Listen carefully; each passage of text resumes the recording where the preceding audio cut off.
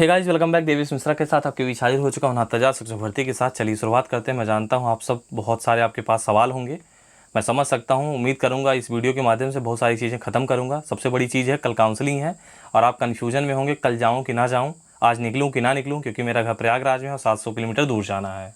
और कल संशोधित उत्तर कुंजी का परिणाम को लेकर जानते हैं, जो ऑर्डर रिजर्व हुआ है हाईकोर्ट के माध्यम से, सिंगल बेंच के माध्यम से, कल उसका परिणाम आना है, यानी ऑर्डर रिलीज होना है।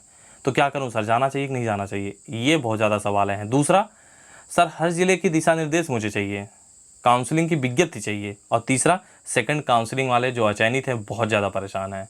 और मालूम है इन सब चीज़ों को लेकर इतना ज़्यादा मैसेज आए हैं, लेकिन बताना चाहता हूँ, हाथ जोड़कर क्षमा चाहता हूँ। शायद वीडियो के माध्यम से मेरा हीरो बनने का प्रयास रहा होगा, मैं जानता हूँ काफ़ी कुछ कमेंट आए होंगे मुझे, लेकिन भैया मैं सच बताऊँ, हमेशा लॉयल्टी के साथ आपके साथ खड़ा रहता हूँ, लेकिन नहीं हो पा रहा। आप सोच लीजिए मेरे स्थान पे होते 8,000, 5,000, 400, 500 मैसेजेस का रिप्लाई आप कर पाएंगे? नहीं। शायद वीडियो एक ऐसा प्लेटफॉर्म है जिसके माध्यम सारी चीज़ें मैं ख़त्म करने का प्रयास करेंगे, आपके सारे सवालों को उठाएंगे। चलिए आपको बताना चाहता हूँ, आज शाम वीडियो कॉन्फ्रेंसिंग है शासन की तरफ से। बताना चाहता हूँ 69,000 काउंसलिंग को लेकर सबसे बड़ी खबर है, क्योंकि आप बहुत ज़्यादा कन्फ्यूज हैं मुझे जाना चाहिए कि नहीं जाना चाहिए, इस पर अच्छे से चर्चा करना चाहता हूँ। उसके बाद सेकंड काउंसलिंग वाले बहुत ज़्यादा परेशान हैं, खासकर जो अचयनित हैं, और मैं जानता हूँ आपकी परेशानी बहुत अच्छे से जानता हूँ, इस पर ज़रूर करूँगा। सेकंड काउंसलिंग वाले मेरी बात ज़रूर ध्यान से सुनिएगा, कितनी मेरिट जानी चाहिए, कितनी जाएगी शायद वास्तव में, और हाँ किस कैटेगरी को सबसे ज़्यादा फ़ायदा होगा, कैसे समीकरण बनेगा, उस पर चर्चा करूँगा। लेकिन सबसे पहले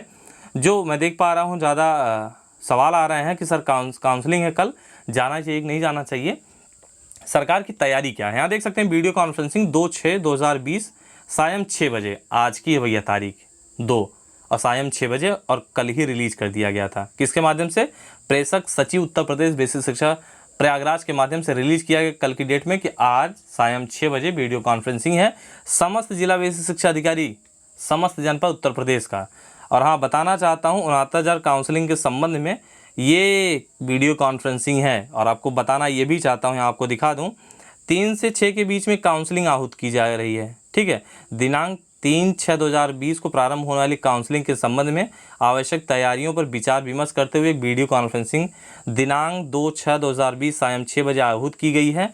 उक्त वीडियो कॉन्फ्रेंसिंग गूगल मीट के माध्यम से उत्पन्न की जाएगी, जिसका लिंक आपको व्हाट्सएप पर मिल जाएगा। तो भैया आप जुड़ जाएं, सभी लोग प्रतिभाग करें।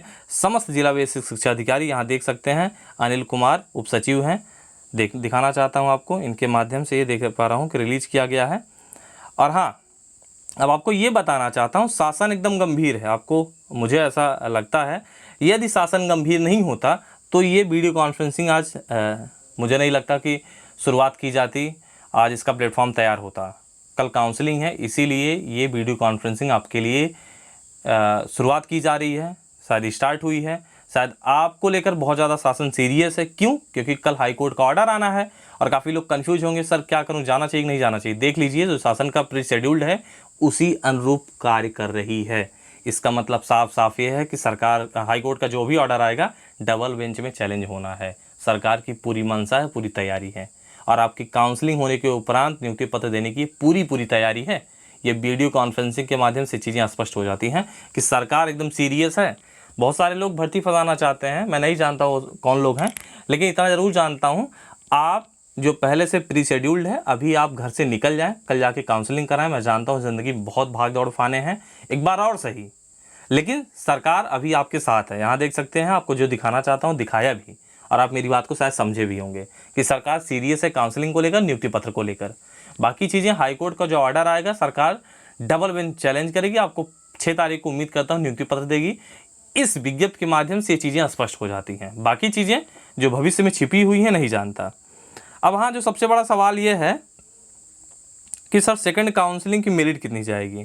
सेकंड काउंसलिंग वाले बहुत ज़्यादा परेशान हैं, कितना तक नीचे जाएगा, कब होगा, चलिए इस पर बताना चाहता हूँ। मैं देखा एक लगभग 67 समथिंग जो है जनरल का गया है, 66 समथिंग जो भी है ओबीसी गया है, 61 समथिंग शायद एससी का गया है।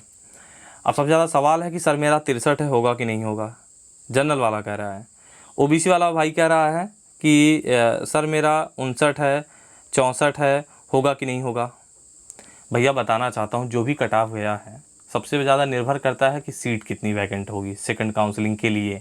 फर्स्ट काउंसलिंग में कितने लोग उपस्थित नहीं होंगे, प्रतिभाग नहीं कर पाएंगे, अपने डॉक्यूमेंटेशन नहीं करवाएंगे। सबसे ज़्यादा इस पर निर्भर करता है, पहली चीज़ें।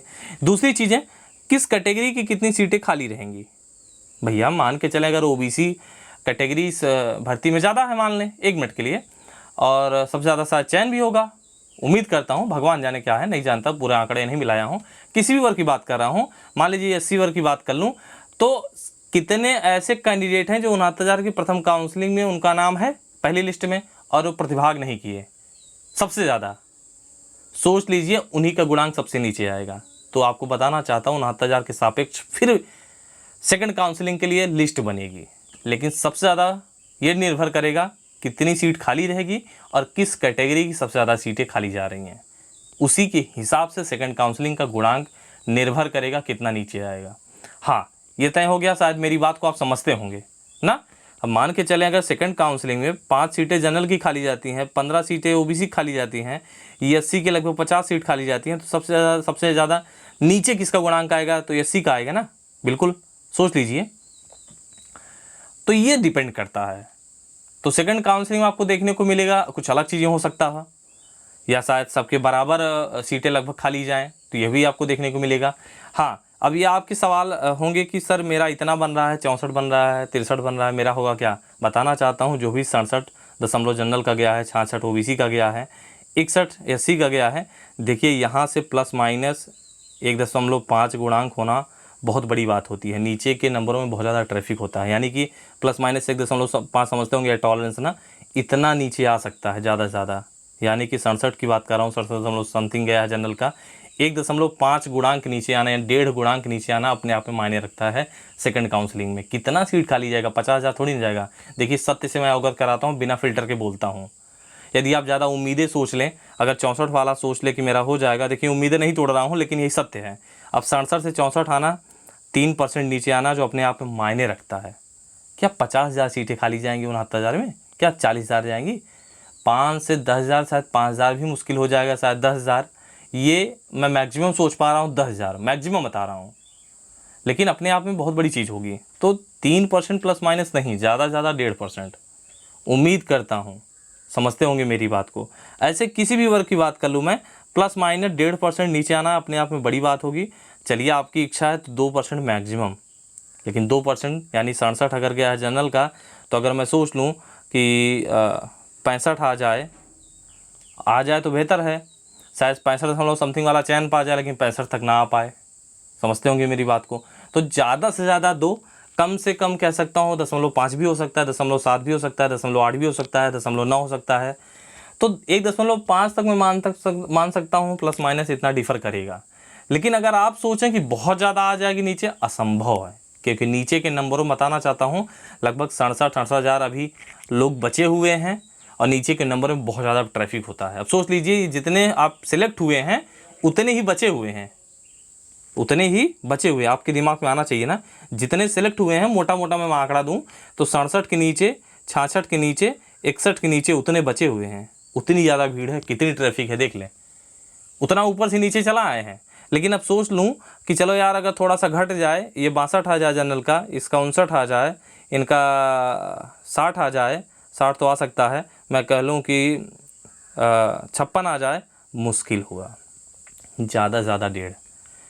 आपको सत्यता से वाकिफ़ करवा रहा हूँ, मैं झूठ का दिलासा नहीं दे पाता हूँ, और गुड़ांग खेलता नहीं, यही एक्चुअल है। शेयर कर लीजिए, ये मेरी अंतिम चीज़ें हैं गुणांक को लेकर, मैं इतना कह सकता हूँ। बाकी चीज़ें जो अप्रत्याशित हो जाए तो बेहतर होगा, लेकिन भैया सेकंड काउंसलिंग में मैं जानता हूँ इससे ज़्यादा नहीं हो सकता, बहुत ज़्यादा मैक्सिमम प्लस माइनस 2।